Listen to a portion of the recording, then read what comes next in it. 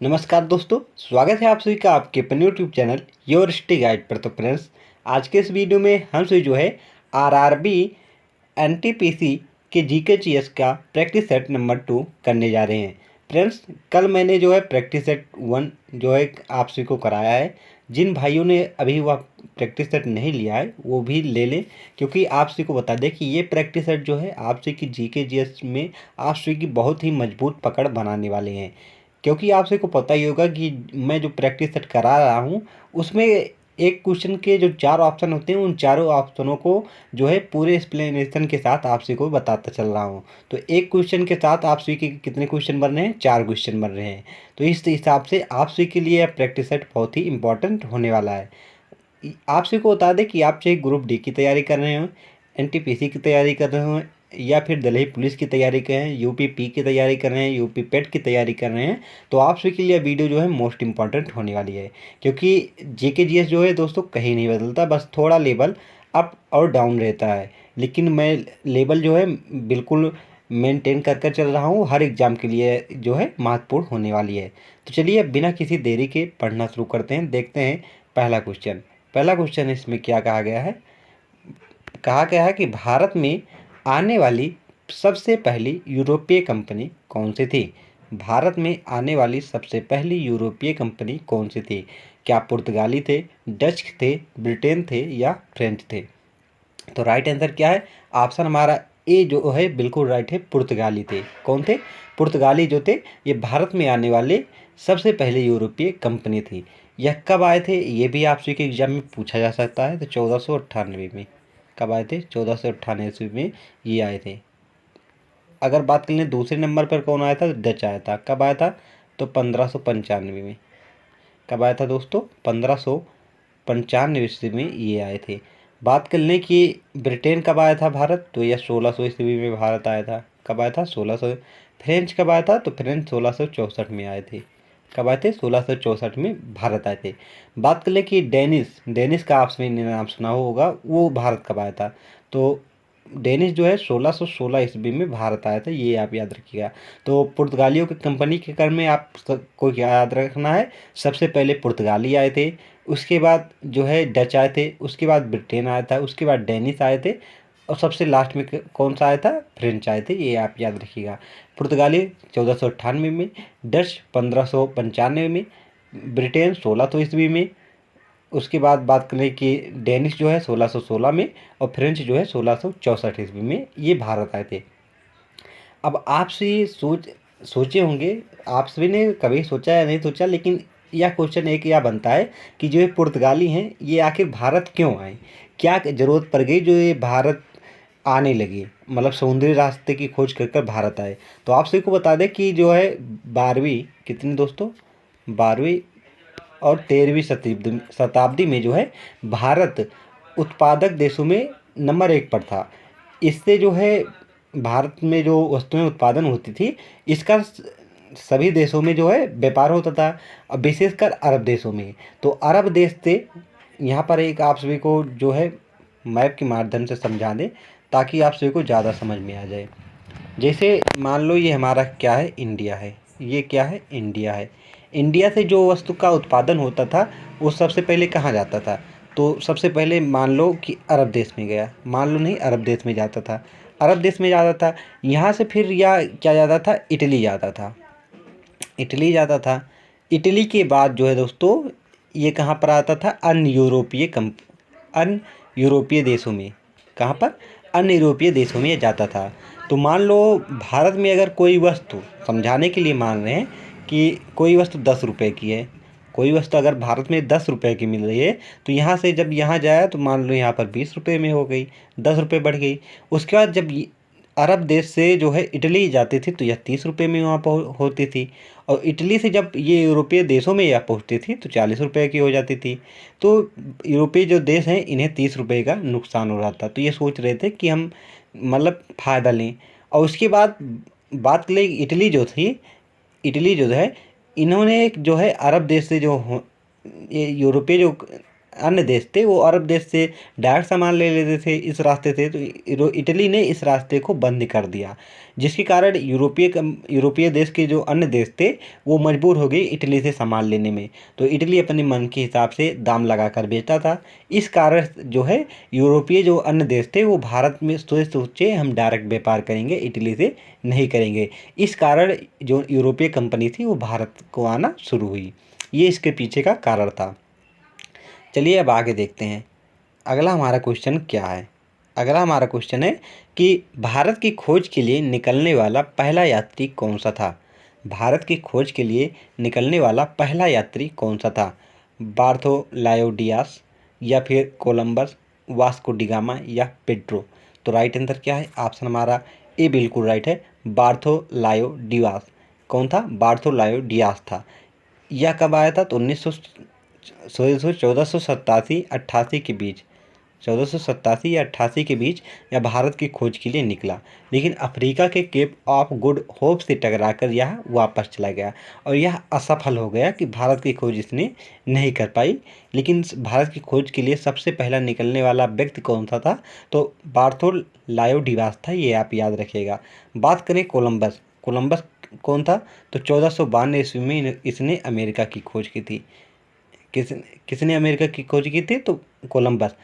Columbus भी भारत की खोज के लिए निकला, लेकिन यह जो है केप सेंचुरी से टकरा कर जो है अब अमेरिका की ओर चला गया और अमेरिका की खोज इसने कर ली, ये आप याद रखिएगा। क्योंकि दोस्तों जब यह कोलंबस जहाँ कहाँ पर अमेरिका पहुँचा तो इसने सोचा हम भारत पहुँच गए हैं, इसलिए वहाँ के लोगों को जो है इन्होंने जो है रेड इंडियंस भी कहा था, ये आप याद रखिएगा। ये क्वेश्चन बनता है कि कोलंबस जब भारत की खोज के लिए भारत निकला था तो अमेरिका पर पहुंचने के बाद वहाँ के लोगों को उसने क्या कहा था, तो रेड इंडियंस कहा था। क्या कहा था, रेड इंडियंस कहा था, ये आप याद रखिएगा।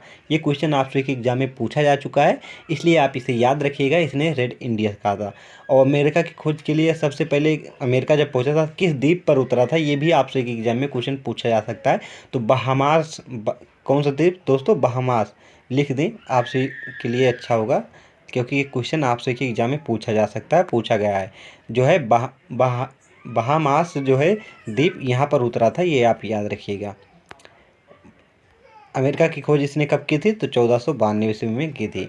अगर बात करें Vasco da Gama, Vasco da Gama Bharat कब आया था, तो वास्को डिगामा भारत जो है 1498 ईस्वी में आया था, ये आप याद रखिएगा। पेड्रो भारत कब आया था, तो 1501 ईस्वी में यह भारत आया था। आगे देखते हैं अमेरिका की खोज किस यूरोपीय यात्री ने की थी। अमेरिका की खोज किस यूरोपीय यात्री ने की थी, तो भी आपसे को मैंने बताया किसने की थी, कोलंबस ने की थी। नेक्स्ट देखते हैं वास्को डिगामा जब भारत आया था तो सबसे पहले कहाँ पर उतरा था। मतलब जब वास्को डिगामा भारत आया था तो सबसे पहले कहाँ पर उतरा था, कालीकट की बंदरगाह पर या फिर लोथल बंदरगाह पर, धोलावीर पर या फिर सिंधु नदी पर। तो राइट आंसर क्या है, तो कालीकट बंदरगाह पर उतरा था। और कालीकट बंदरगाह पर जब उतरा था तो यहाँ के राजा जो थे जमोरिन, कौन थे, जमोरिन ने इनका भव्य स्वागत भी किया था। किसने किया था, भव्य स्वागत जमोरिन ने किया था। आप सभी तो आज तक कितना ही पढ़े होंगे कि हाँ कालीकट बंदरगाह पर उतरा, यहाँ के राजा जमोरिन ने इनका भव्य स्वागत किया। लेकिन कभी ये सोचा कि आखिर जमोरिन ने इनका भव्य स्वागत क्यों किया, क्या कारण था कि एक राजा होकर उन्होंने जो है वास्को डिगामा का भव्य स्वागत किया था। इसके पीछे का कारण यह था, जो जमोरिन था ये जो विदेशी कंपनियां थी जो व्यापार भारत से करती थी उससे यह कर लेता था। तो इसने सोचा कि हम इनका स्वागत करेंगे तो ये भी हमारे देश से जो है व्यापार करेंगे और मुझे कर मिलेगा, जिससे मुझे फ़ायदा होगा, इसलिए इसने जो है इनका भव्य स्वागत किया था, ये आप याद रखिएगा। तो अगर बात कर लें कि लोथल कहाँ पर है, तो ये गुजरात में स्थित है। कहाँ पर स्थित है, गुजरात। कहाँ पर स्थित है, ये गुजरात में स्थित है। धोलावीरा ये भी गुजरात पर स्थित है। सिंधु घाटी सभ्यता की ये जो है महत्वपूर्ण स्थल है। सिंधु नदी आप सभी को पता ही होगा कि पाकिस्तान की ये राष्ट्रीय नदी है। नेक्स्ट, भारत आने वाला सर्वप्रथम पुर्तगाली गवर्नर कौन था। भारत आने वाला सर्वप्रथम पुर्तगाली गवर्नर कौन था, बार्थोलोमेव डियास या कोलंबस, वास्को डिगामा या अल्मेडा। तो राइट आंसर क्या है, अल्मेडा था। कौन था, अल्मेडा था। यह भारत कब आया था, ये भी आपसे से पूछा जा सकता है। तो यह भारत जो है 1505 ईस्वी में आया था। कब आया था? 1505 से यह भारत में 1509 ईस्वी तक गवर्नर के रूप में रहा था। यह भारत में आने वाला सर्वप्रथम पुर्तगाली गवर्नर था। इसने जो है भारत में ब्लू वाटर पॉलिसी चलाई थी। कहाँ पर चलाई थी? हिंद महासागर में इन्होंने ब्लू वाटर पॉलिसी चलाई थी। इस पॉलिसी के तहत जो हिंद महासागर से अन्य जो कंपनियां थी, अगर उनका कोई जहाज़ जाता था तो उसे टैक्स देना पड़ता था। इसी को ब्लू वाटर पॉलिसी कहा जाता है, ये आप याद रखिएगा। बाकी जो 3 ऑप्शन हैं इनके बारे में आप सबको ऑलरेडी मैंने बता दिया है। नेक्स्ट देखते हैं, परमाणु का वह कण जिसे हम और बांट ना सकें उसे क्या कहते हैं? परमाणु का वह कण जिसे हम और ना बांट सकें उसे क्या कहते हैं? परमाणु कहते हैं, अणु कहते हैं, प्लाज्मा कहते हैं, या BEC कहते हैं, बोर्न आइंस्टाइन कॉन्सेंट्रेशन कहते हैं। तो राइट आंसर क्या है? परमाणु कहते हैं। क्या कहते हैं? परमाणु कहते हैं। ये जो है पहले की परिभाषा है, ये आप याद रखिएगा। जो है पदार्थ का वह कण जिसे हम और ना बांट सके उसे क्या कहते हैं? परमाणु कहते हैं। अणु किसे कहते हैं? तो परमाणु का वह कण जिसे और हम बांट सकें उसे क्या कहते हैं? अणु कहते हैं। प्लाज्मा जो है ये आप सभी को पता ही होगा, पदार्थ कितने प्रकार के होते हैं? तो 5 प्रकार के, ठोस, द्रव, गैस, प्लाज्मा, बोस, आइंस्टीन। तो ये एक अवस्था है, ये भी एक अवस्था है। नेक्स्ट, डाल्टन ने अपनी परमाणु थ्योरी कब दी थी? डाल्टन ने अपनी परमाणु थ्योरी जो है कब दी थी? 1803 में, 1804 में, 1805 में, या फिर 1952 ईस्वी में? तो राइट आंसर क्या है? 1803 ईस्वी में इसने दी थी। परमाणु थ्योरी में इसने क्या बताया था डाल्टन ने? तो परमाणु थ्योरी में इन्होंने बताया कि परमाणु को हम जो है डाल्टन के अनुसार परमाणु को हम इलेक्ट्रॉन, प्रोटॉन, न्यूट्रॉन में बांट सकते हैं। ये इन्होंने जो है अपनी थ्योरी में कहा था। और कब दी थी? 1803 ईस्वी में इन्होंने दी थी। नेक्स्ट, नाभिक के बारे में सबसे पहले किसने बताया था? नाभिक के बारे में सबसे पहले किसने बताया था? क्या रदरफोर्ड ने बताया था, न्यूटन ने बताया था, डाल्टन ने बताया था, या नील्स बोर ने बताया था? तो राइट आंसर क्या है? रदरफोर्ड ने जो है नाभिक के बारे में सबसे पहले बताया था। बात कर लें कि इन्होंने नाभिक की खोज कैसे की थी, तो इसके लिए आप सभी को हमें समझाना पड़ेगा। बात करें नाभिक की खोज इसने किसने की थी, कैसे की थी? तो इन्होंने सबसे पहले एक सोने की पन्नी ली थी। क्या ली थी? एक सोने की इन्होंने पन्नी ली थी। और इन्होंने जो है इस पर जो है यूरेनियम की बमबारी की थी। किसकी की थी? यूरेनियम की बमबारी की थी। तो इन्होंने देखा अधिकांश कण जो है पन्नी को भेद कर जो है बाहर निकल जा रहे हैं, लेकिन इन्होंने देखा कि एक कण गया पन्नी से टकराकर जो है पुनः लौट आया, और बाकी जो कण थे वो बाहर निकल जा रहे थे। तो इन्होंने कहा कि जो है जो यह कण है जहाँ से यह टकराकर वापस आया है वो क्या है? नाभिक है। वह भी एक पॉजिटिव चार्ज है और यह भी एक पॉजिटिव चार्ज है। तभी इन्होंने बताया कि जो है परमाणु के अंदर जो है एक नाभिक है जो धनावेशी थे। ये भी आप याद रखिएगा। तो इस पर किस प्रकार इन्होंने की थी? तो इन्होंने सोने की पन्नी पर जो है अल्फा कणों की बमबारी कराई थी, जिसमें इन्होंने देखा कि काफ़ी कण जो है सोने की पन्नी को भेद कर बाहर निकल जा रहे हैं, लेकिन कुछ कण जो है नाभिक से टकराकर पुनः वापस आ रहे हैं। इन्होंने इस प्रकार से नाभिक की खोज की थी। नाभिक पर कैसा चार्ज होता है? धनावेशित होता है। ये आप याद रखिएगा। नेक्स्ट हमारा क्वेश्चन है कि संविधान सभा का प्रथम सत्र कब हुआ था? संविधान सभा का प्रथम सत्र कब हुआ था? तो राइट आंसर क्या है? ऑप्शन हमारा ए बिल्कुल राइट है। 9 दिसंबर 1946 ईस्वी को जो है संविधान सभा का प्रथम जो है सत्र हुआ था। इस सत्र में जो है अस्थायी अध्यक्ष कौन बनाए गए थे? तो राइट आंसर क्या है? डॉक्टर सच्चिदानंद सिन्हा। कौन बनाए गए थे? सच्चिदानंद सिन्हा बनाए गए थे। कौन बनाए थे? सच्चिदानंद सिन्हा बनाए थे। द्वितीय सत्र कब हुआ था? तो 11 दिसंबर 1946 को हुआ था। ये आप याद रखिएगा। बात कर लें कि जो 26 नवंबर 1949 को क्या होता? तो हमारा संविधान जो है अंगीकृत हुआ था। और 26 जनवरी 1950 को क्या हुआ था? तो हमारा संविधान लागू हुआ था। अंगीकृत और लागू होना अलग अलग बात है। 26 नवंबर 1949 को अंगीकृत हुआ था और लागू 26 जनवरी 1950 को हुआ था। बात करें जो प्रथम संविधान सभा का प्रथम सत्र था, इसके स्पीकर कौन थे, या इसमें संबोधन किसने किया था? तो राइट आंसर क्या है? जेबी कृपलानी। किसने किया था? जेबी कृपलानी ने किया था। ये भी आप याद रखिएगा, मोस्ट इंपॉर्टेंट क्वेश्चन है, आपसे के एग्जाम में पूछा जाएगा, इसे आप इंपॉर्टेंट मार्क करिएगा। नेक्स्ट क्वेश्चन देखते हैं। डॉक्टर भीमराव अंबेडकर किस समिति के अध्यक्ष थे? डॉक्टर भीमराव अंबेडकर जो हैं किस समिति के अध्यक्ष थे? तो इससे पहले मैं आपसे को बता दूं, जब संविधान सभा का गठन हुआ था तो उसमें कुल 13 समितियां बनाई गई थी। कितनी? 13 समितियां बनाई गई थी। उसी में से पूछा जा रहा है कि संविधान सभा में डॉक्टर भीमराव अंबेडकर जो है किस समिति के अध्यक्ष थे? प्रारूप समिति के, संचालन समिति के, प्रांत समिति की, या फिर संघ समिति की? तो राइट आंसर क्या है? राइट आंसर हमारा ऑप्शन ए है, प्रारूप समिति के अध्यक्ष थे। ये आप याद रखिएगा। और प्रारूप समिति के कौन क्या थे? अध्यक्ष थे। संचालन समिति के अध्यक्ष कौन थे? तो संचालन समिति के डॉक्टर राजेंद्र प्रसाद थे। कौन थे? डॉक्टर राजेंद्र प्रसाद जो है ये संचालन समिति के अध्यक्ष थे। ये आप याद रखिएगा। प्रांत समिति के अध्यक्ष कौन थे? तो सरदार वल्लभ भाई पटेल थे। कौन थे? सरदार वल्लभ भाई पटेल थे। संघ समिति के कौन थे? तो पंडित जवाहरलाल नेहरू जी जो है संघ समिति के अध्यक्ष थे। ये आप याद रखिएगा।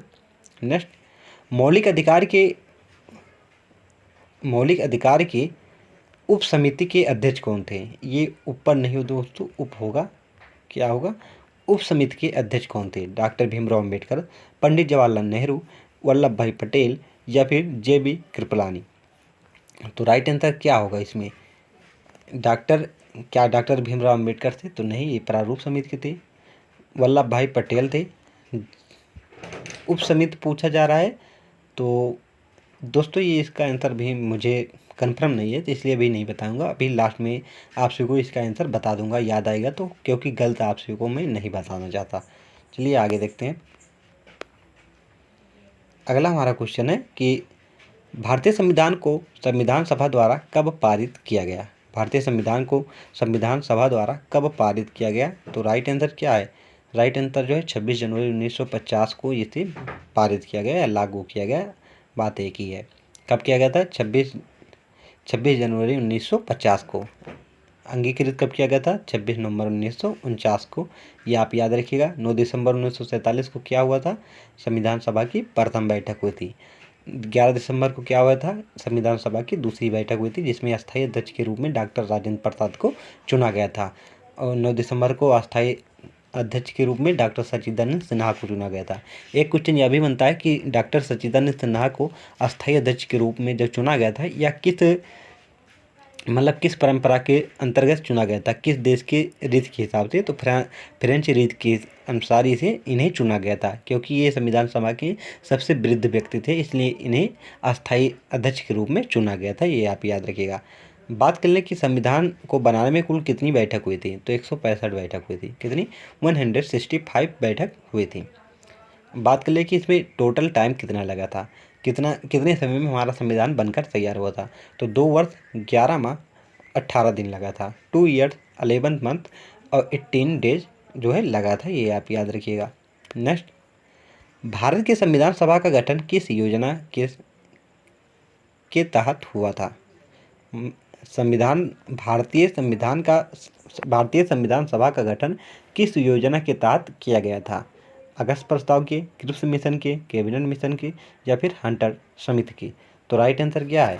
ऑप्शन हमारा जो है फ्रेंड्स, ऑप्शन हमारा जो है बी बिल्कुल राइट है। क्रिप्स मिशन के जो है कैबिनेट मिशन के तहत इसे संविधान सभा का गठन किया गया था।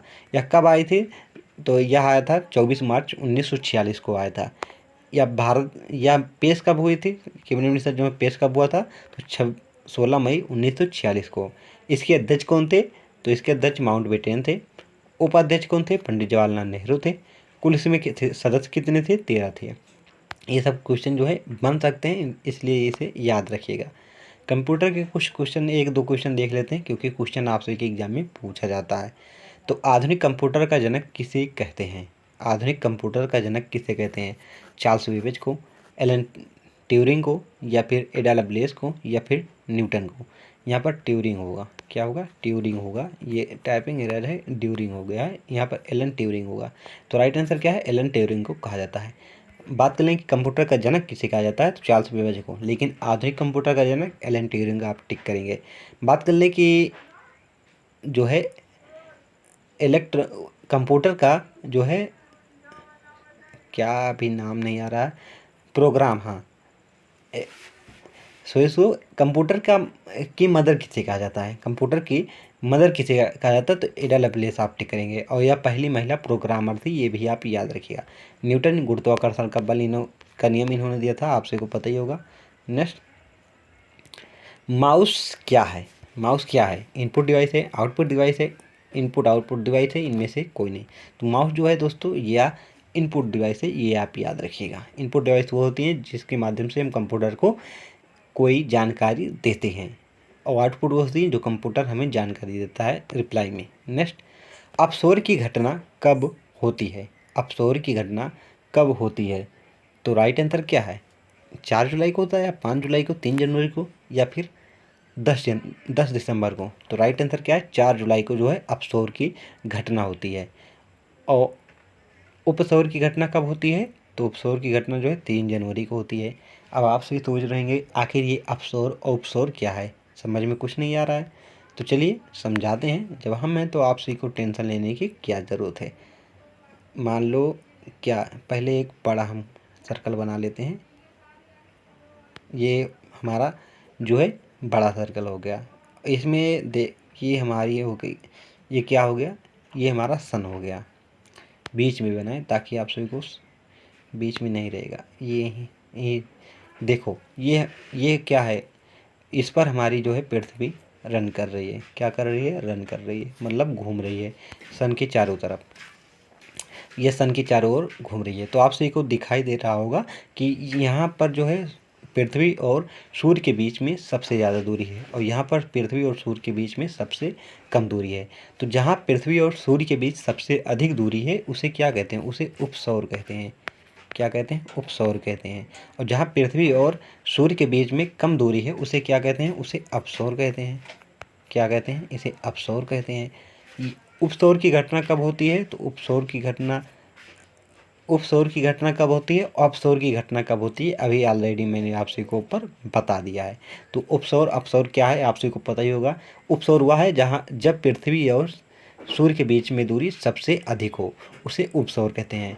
और वह घटना जहाँ पृथ्वी और वह घटना जब सूर्य और पृथ्वी के बीच में दूरी कम होती है उसे अपसौर कहते हैं। ये आप याद रखिएगा। अगर बात कर लें कि वैसे पृथ्वी और सूर्य के बीच में औसत दूरी मतलब कितनी है, तो 14.5 करोड़ किलोमीटर है। ये आप याद रखिएगा। यहाँ पर एक बार फिर से देख लें, उपसौर की घटना कब होती है अपसौर की? तो अपसौर की 4 जुलाई को होती है, उपसौर की 3 जनवरी को होती है। नेक्स्ट देखते हैं, ज्वालामुखी के कितने प्रकार होते हैं? ज्वालामुखी के कितने प्रकार होते हैं? 3 प्रकार के, 5 प्रकार के, 4 प्रकार के, या 2 प्रकार के? तो राइट आंसर क्या है? 3 प्रकार के होते हैं। कितने? 3 प्रकार के होते हैं। कौन कौन से होते हैं? तो एक होता है जो है सक्रिय ज्वालामुखी। सक्रिय ज्वालामुखी वो होता है जिसमें लगातार जो है लावा निकलता रहता है, उसे सक्रिय ज्वालामुखी कहते हैं। और एक होता है सुषुप्त ज्वालामुखी। कौन सा होता है? सुषुप्त ज्वालामुखी, जो वर्तमान में तो शांत है लेकिन कब उसमें विस्फोट हो जाए ये पता नहीं होता है, उसे सुषुप्त ज्वालामुखी कहते हैं। और एक होता है शांत ज्वालामुखी।